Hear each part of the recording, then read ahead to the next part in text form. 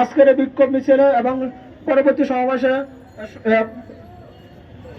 সর্বস্তরের তৌহিদি জনতা, আপনারা জানেন ইসলামের ইতিহাস হযরত আদম আলাইহিস সালাম থেকে শুরু করে নবী মুহাম্মদ রাসূলুল্লাহ সাল্লাল্লাহু আলাইহি সাল্লাম পর্যন্ত এখনো পর্যন্ত ইসলাম কারো উপরে হাত তুলে নাই। ইসলাম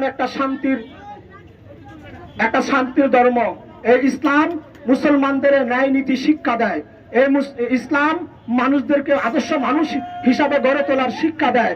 যুগ যুগ ধরে এই ইহুদি খ্রিস্টানবাদীরা, এই বৌদ্ধ খ্রিস্টানরা এই মুসলমানদের উপর হামলা এবং অত্যাচার করে পরিবেশকে উত্তপ্ত করার এই ষড়যন্ত্র করতেছে গোটা পৃথিবীতে। এই ষড়যন্ত্রের প্রতিবাদে আমাদের মুসলমানদেরকে সজাগ থাকতে হবে এবং আগামীতে যে কোনো অন্যায় জুলুম নির্যাতনের প্রতিবাদে পীর সাহেব হুজুর চরমনায়ের নির্দেশে ডাক দেবে। আমরা সকলে একত্রিত হয়ে ইসলাম ও মুসলমানকে রক্ষা করার জন্য আমরা ঐক্যবদ্ধ। এই আশা এবং প্রত্যাশা রেখে আমরা সংক্ষিপ্ত আলোচনা দেখেছেন। আসসালামু আলাইকুম ওয়া রাহমাতুল্লাহ। যারা আসছেন আজকে সকলকে ধন্যবাদ এবং